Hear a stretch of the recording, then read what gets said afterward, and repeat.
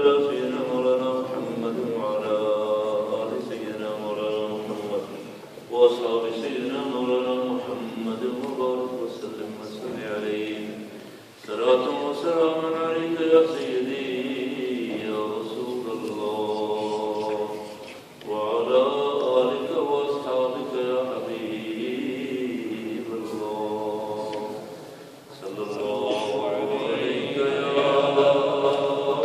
رسول الله وسلم عليك يا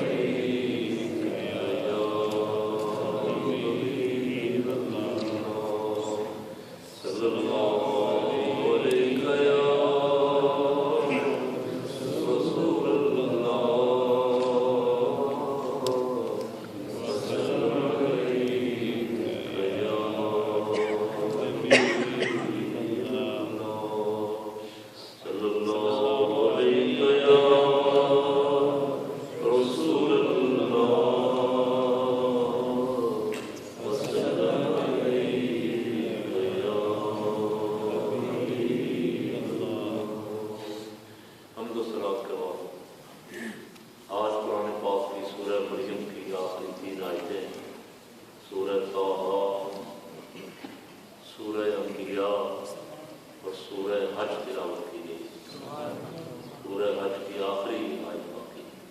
اللہ رب العالمین سرور دو عالم صلی اللہ علیہ وسلم کا صدقہ ہمارا پڑھنا سننا قبول فرمائے اور قرآن مقدس کی برکت سے رب کریم ہم سب کو اعمال میں اخلاص عطا فرمائے، ہر قسم کی ریا سے، ہر قسم کے نفاق سے محفوظ فرمائے۔ قرآن مقدس پہ اللہ کریم صحیح معنوں میں عمل کی توفیق عطا فرمائے۔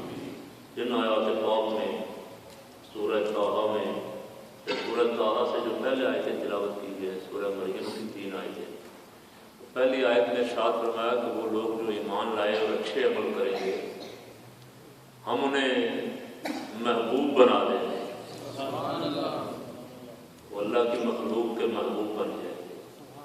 اور یہ بڑی عظمت والی سبحان اللہ ان سارے ایمان والوں کے لیے جو بھی نیک عمل کرتے ہیں اللہ کریم کی طرف سے خوشخبری ہے، اور اولیاء اللہ کی مقبولیت جو ہے اس کے لیے بہت بڑی دلیل ہے کہ جو ان کی مقبولیت رب کریم کی طرف سے اللہ تعالیٰ دلوں میں محبت ڈال دیتا ہے، اس کا سبب قرآن پاک میں خود بیان فرما دیا۔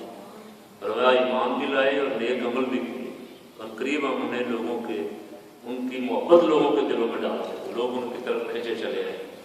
سورہ طٰہٰ کا آغاز رحمت عالم صلی اللہ علیہ وسلم وہ یہ کہہ کے ارشاد فرمایا ابھی قرآن پاک کی پہلی صورتیں نازل ہو رہی ہیں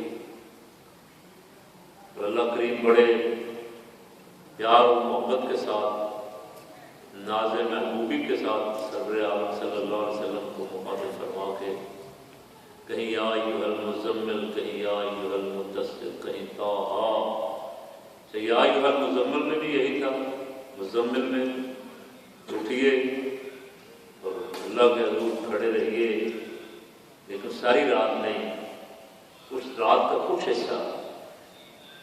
اور یہاں بھی وہی ارشاد مبارک ہے، آپ صلی اللہ علیہ وسلم ساری رات کھڑے رہتے تھے۔ قرآن نازل ہونا شروع ہوا، عبادت تو آپ بہت پہلے سے کرتے تھے۔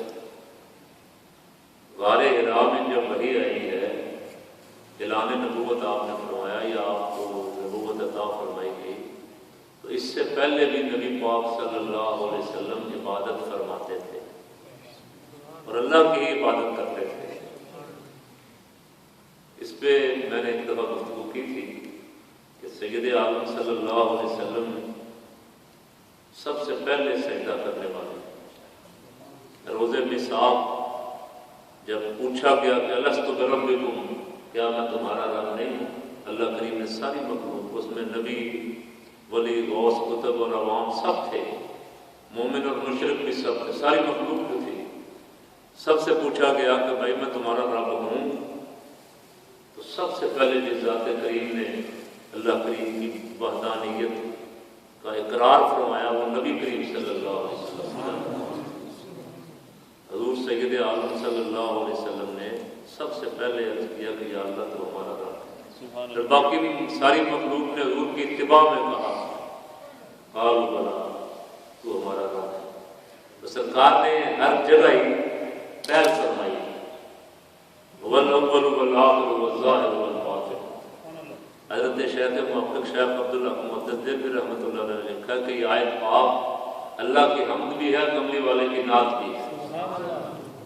اللہ پاک خالق ہونے میں اول اور آخر، ظاہر اور باطن، اور نبی کریم صلی اللہ علیہ وسلم اس کی مخلوق ہونے میں، مخلوق میں سب سے اول اور سب سے آخر اور سب پہ ظاہر اور سب سے باطن، یعنی کائنات کا بچہ بچہ جانتا ہے محمد رسول اللہ صلی اللہ علیہ وسلم، اور عظمت کا، حضور کی شان کا یہ عالم ہے، حقیقت محمدیہ کا یہ عالم ہے کہ ایک دن سرکار صدیق اکبر رضی اللہ تعالیٰ عنہ تو ام المومنین کو بھی فرمایا کہ سرکار اپنی کہیں لے میں تھے، اللہ کے ساتھ لو لگی ہوئی تھی، حضرت ام المومنین عائشہ صدیقہ رضی اللہ تعالیٰ عنہ حاضر ہوئی، پوچھا کون؟ کہا عائشہ۔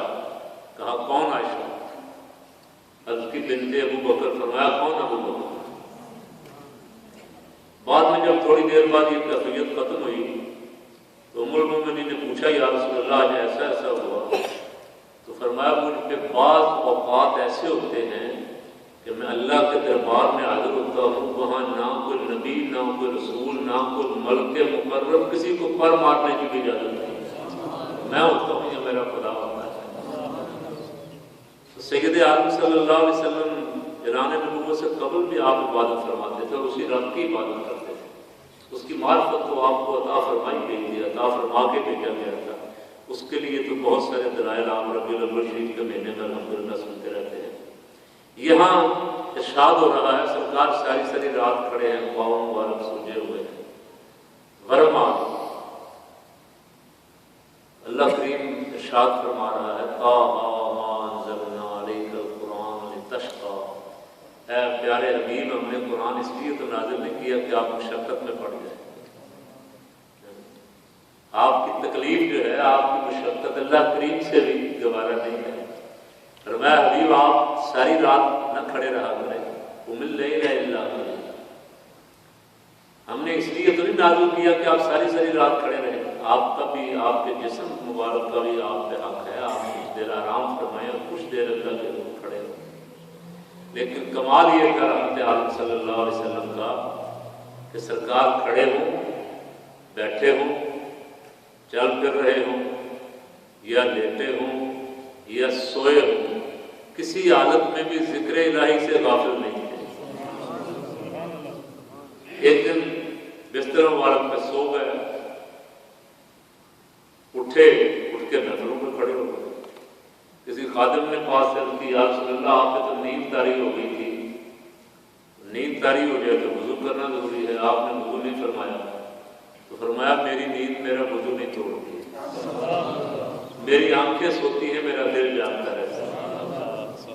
ہم جب سوتے ہیں تو غافل ہو جاتے ہیں پوری طرح، ہم دیوار کے ساتھ ٹیک لگا کے سو جائیں تو حکم ہے کہ وضو دوبارہ کریں، یہ ہم ایسے بیٹھے بیٹھے سو جائیں جیسے تحیات کی حالت میں بیٹھے، یا ویسے آپ جب بیٹھے ہوئے ہیں جس طرح، یہاں ایسے کسی کو اونگ آ جائے وہ بے وضو نہیں ہوتا، وضو ٹوٹتا نہیں، لیکن اگر لیٹ جائے یا ٹیپ لگا لے دیوار کے ساتھ یا کسی اور چیز کے ساتھ اور پھر اونگتا رہے تو پھر اسے دوبارہ تازہ وضو کرنا چاہیے، یہ مسئلہ ہے، فقہی مسئلہ ہے۔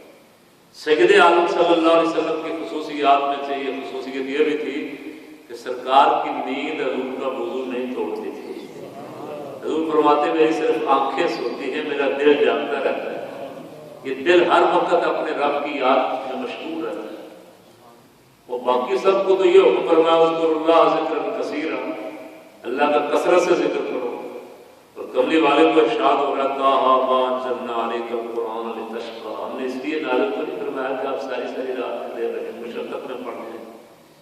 اس کے باوجود اچھا ایک اور حدیث مبارک میں ایک دن ام المومنین نے عرض کی یا رسول اللہ صلی اللہ علیہ وسلم آپ کا رب آپ سے وعدہ فرما چکا انا فتحنا لك فتحا مبینا لیغفر لك اللہ ما تقدم من ذنبك وما تأخر.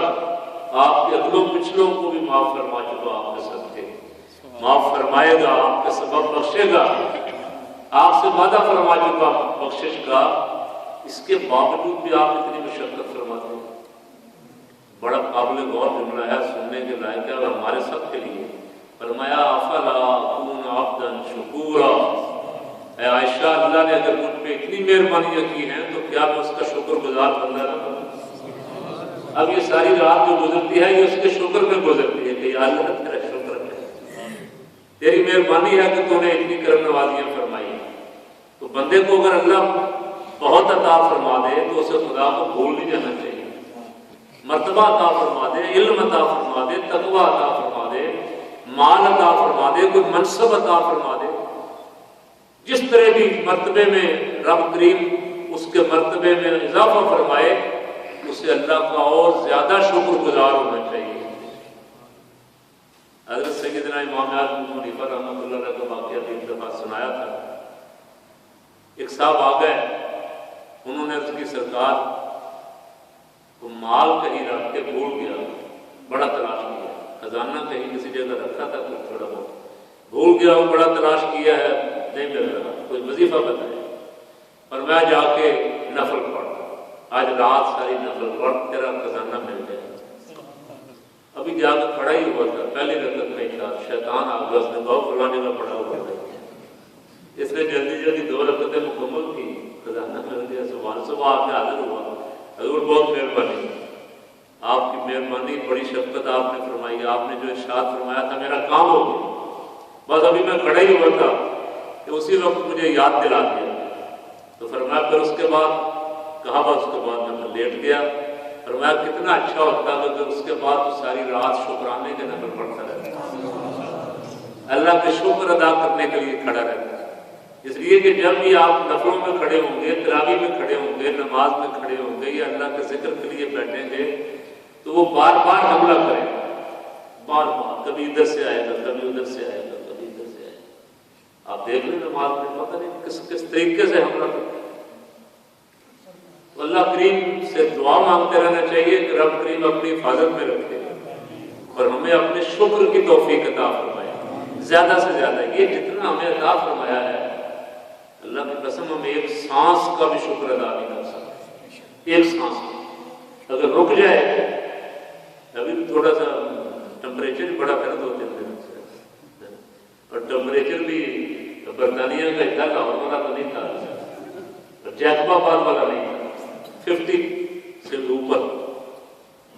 لاہور آج کل تو بادشاہ ہوگی، رمضان شریف جب سے شروع ہوا اللہ نے کرم کر دیا. اللہ تعالیٰ اپنے بندوں پہ قریب ہے. گرمی کے روزے میں بارشوں میں جس دن سے رمضان شروع ہوا روز بارش، 45 45 46 47 لاہور اور پنجاب تقریباً، اور یہ جیکب آباد وغیرہ 50 سے بھی اوپر. لیکن کمال ہم لوگوں کا جو سخت گرمی میں ایک جبار ہونٹ خشک ہوتے ہیں، ایک ایک سیکنڈ پہ مزدوری بھی کرتے ہیں، روزہ بھی رکھتے ہیں. روزہ تو ان کا ہے. مجھے یاد ہے میں نے گرمیوں کے روزے وہاں رکھے ہوئے ہیں. جب جمعے کی تقریر کرتا تھا ایک رومال گیلا کر کے اپنے پاس رکھ کے ہونٹوں پہ پھینکتا تھا، اس کے بعد ہونٹ خشک ہو جاتے تھے. روزہ بھی اور پھر تقریر بھی کرنی، بولنا بھی. سخت گرمی تھی، لیکن اس گرمیوں میں اللہ کے لاکھوں کروڑوں بندے، مزدور، غریب، مسکین، سخت گرمی میں کام بھی کرتے ہیں، چینٹے لے کے دوسری تیسری منزل پہ بھی جاتے ہیں، بوجھ اٹھا کے جاتے ہیں، باہر ہل بھی چلاتے ہیں، روزہ بھی رکھتے ہیں. اور جتنی زیادہ انسان کو سہولتیں ملتی ہیں اتنا وہ بیکار ہوتا جاتا ہے. تو کبھی پیدل کرتے تھے کئی میل، آج آپ دیکھیں آج 10 قدم بھی پیدل چلنے کے لیے تیار ہیں، تو وہ اتنی دور جانا پڑے گا. اللہ کریم نعمتیں عطا فرمائے تو بندہ وہ ہے جو اور جھک جائے. اس میں سبق یہ ہے ہمارے لیے، وہ امام الانبیاء ہے صلی اللہ علیہ وسلم، ان سے وعدہ ہو چکا ما تقدم من ذنبک وما تأخر. اس کے باوجود عالم یہ ہے کہ ساری ساری رات کھڑے ہیں اور خود خالق کائنات فرما رہا ہے محبوب ساری رات نہیں کھڑے. کچھ آرام بھی فرمایا کرتے تھے. اس کے باوجود بھی رحمت عالم صلی اللہ علیہ وسلم کا آرام بہت تھوڑا تھا. حکم مبارک پہ عمل تو ضروری تھا، آرام بڑا تھوڑا تھا. زیادہ اللہ کے دربار میں کھڑے رہنا، رب کریم کا ذکر کرنا. میں نے اس دن سنایا تھا آپ کو، صحابی کہتے ہیں میں سرکار کے ساتھ کھڑا ہو گیا، سورہ بقرہ، سورہ آل عمران، سورہ نساء، سورہ مائدہ اور ایک روایت میں تو سورہ نام 7.5-8 سپارے ایک رکعت میں، اور وہ سبحان اللہ ورتل القرآن ترتیلا، پڑھنا بھی ترتیل کے ساتھ، ہر آیت ایک ایک آیت کر کے. اللہ کریم نے جن بندوں کو مرتبے بلند عطا فرمائے ہیں انہیں ہمتیں بھی زیادہ عطا فرمائی. ہمیں انہی سے درس لینا چاہیے، درس سے عبرت لینا چاہیے کہ ہم کچھ نہ ہو کے بھی 2-4 نفل پڑھ کے سمجھ لیتے ہیں کہ ہم نے اللہ میں بڑا احسان کر دیا ہے. اس آیت مبارک میں رحمت عالم صلی اللہ علیہ وسلم کہ اللہ کریم کے ساتھ قربت کا جہاں اظہار ہو رہا ہے، وہاں ہم امتیوں کے لیے درس بھی ہے کہ ہم بھی جتنا موقع مل سکے، اس لیے کہ یہ زندگی میں یہ وقت ہے، یہ دارالعمل ہے، یہ ختم ہو گئی تو اس کے بعد تو پھر پچھتاوا ہی پچھتاوا ہے. اگر کوئی اچھا کام کیا ہے تو خوشی ہوگی، اچھا وقت گزرا ہے، اور اگر ضائع کیا ہے تو پھر پچھتاوا ہی پچھتاوا ہوگا. اللہ رب العالمین سید عالم صلی اللہ علیہ وسلم کی سچی محبت عطا فرمائے. آج کی سورہ انبیاء میں، اور اس میں بھی موسیٰ علیہ السلام کا اور سامری کا ذکر بڑی تفصیل کے ساتھ فرمایا گیا. اس سورہ طٰہٰ میں بہت تفصیل کے ساتھ، دیگر انبیاء کا بھی، اور آگے سورہ انبیاء میں بڑے مشہور واقعات ہیں. جناب ابراہیم علیہ السلام کا چپا میں ڈالا جانا، جناب یونس علیہ السلام کا مچھلی کے پیٹ میں جانا اور پھر باہر آنا، اور وہ وظیفہ کریمہ جو ہے لا الہ الا انت سبحانک انی کنت من الظالمین. رحمت عالم صلی اللہ علیہ وسلم کو رحمت للعالمین ارشاد فرمانا قرآن پاک کی سورہ مبارکہ میں. اور آگے سورہ حج میں ابتدا میں قیامت کا ذکر، پھر انسان کی تخلیق کا ذکر، پھر آگے حج کا ذکر بڑی تفصیل کے ساتھ. 2-3 رکوع جو ہیں حج کا ذکر ارشاد فرمایا گیا، اور پھر اس کے بعد بھی مسلسل احکامات ہیں، قربانی کے احکامات ہیں. اور اس میں ایک بہت اہم بات ارشاد فرمائی، لَن يَنَالَ اللَّهُ لُحُومُهَا وَلَا دِمَاؤُهَا. وہ یہ کرتے تھے قربانی کر کے اس کا خون جو ہے کعبے پہ جا کے مار دیتے تھے مشرکین، اور سمجھتے تھے کہ یہ بڑا قرب کا ذریعہ ہے، ہم قربانی کا خون جا کے کعبے کو لگاتے ہیں. کچھ مسلمانوں نے بھی سوچا اس کے بارے میں کہ ہم بھی ایسا کریں گے، روک دیا گیا، اور انہیں فرمایا گیا کہ خدا کو تمہارے گوشت اور خون کی ضرورت نہیں ہے، نہ اسے گوشت اور خون پہنچتا ہے. لَن يَنَالَ اللَّهَ لُحُومُهَا وَلَا دِمَاؤُهَا وَلَٰكِن يَنَالُهُ التَّقْوَىٰ مِنكُمْ. فرمایا وہاں تو تمہارا تقویٰ پہنچتا ہے، وہاں جو تمہاری نیتیں ہیں، اخلاص ہے، وہ پہنچتا ہے. اور اس قربانی کے ذریعے ساری عبادتوں کا فلسفہ بیان کر دیا گیا کہ جتنی بھی عبادتیں کرتے ہو ان سب میں اللہ کریم تمہاری نیتیں اور اخلاص دیکھتا ہے. جس عبادت کے لیے بھی حاضر ہوتے ہو، رب کریم کو تو ضرورت نہیں ہے ہمارے کھڑے ہونے سے، ہمارے سجدے کرنے سے اس کی خدائی میں کوئی اضافہ تھوڑا ہو جائے یا اس کی شان بڑھ جائے گی. عبادت کرنا اس کی شان تو برابر برا ہے، ساری کائنات اس کو نہ سجدہ کرے اس کی شان میں کوئی فرق نہیں پڑتا. ہم اپنے لیے اپنی بندگی کے اظہار کے لیے رب کی بارگاہ میں کھڑے ہیں، سجدہ ریز ہیں. اس میں ہمارے لیے درس یہ ہے کہ اس میں جتنا اخلاص پیدا ہوگا، جتنا زیادہ تقویٰ خوف خدا پیدا ہوگا، اور نیت میں یہ بات آئے گی میں جو کر رہا ہوں اپنے رب کو راضی کرنے کے لیے کر رہا ہوں، اتنا ہی زیادہ عمل اللہ کی بارگاہ میں قبول ہوگا. اللہ رب العالمین ہم سب کو اس کی توفیق عطا فرمائے. یا نبی سلام علیکہ، یا رسول سلام علیکہ، یا حبیب سلام علیکہ، صلوات اللہ علیکہ، صلوات اللہ علیکہ. حبیبی یا رسول اللہ،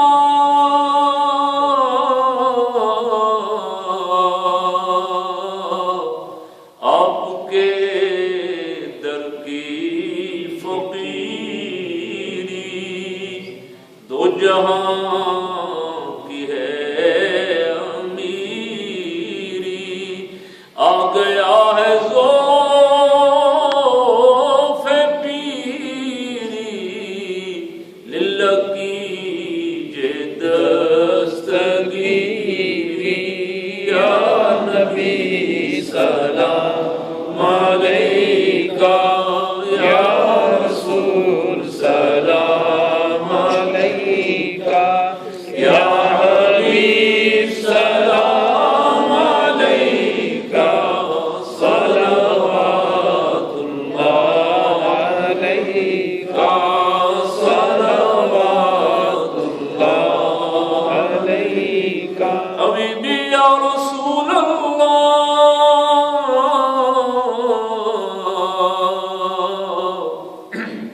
جان کر کافی سہارا،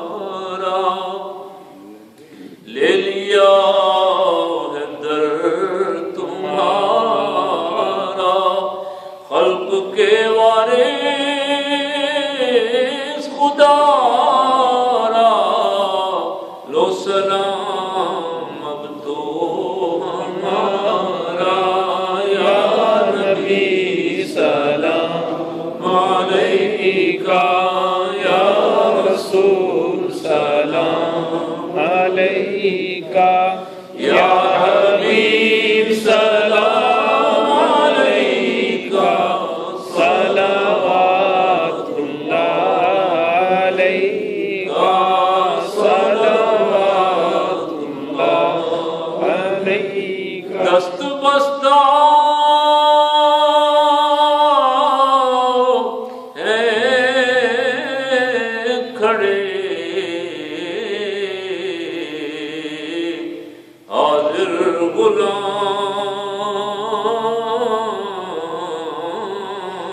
غلام پیش کرتے ہیں غلامانہ سلام، آمین، سبحان ربک رب العزت عما یصفون، وسلام علی المرسلین والحمد للہ رب العالمین۔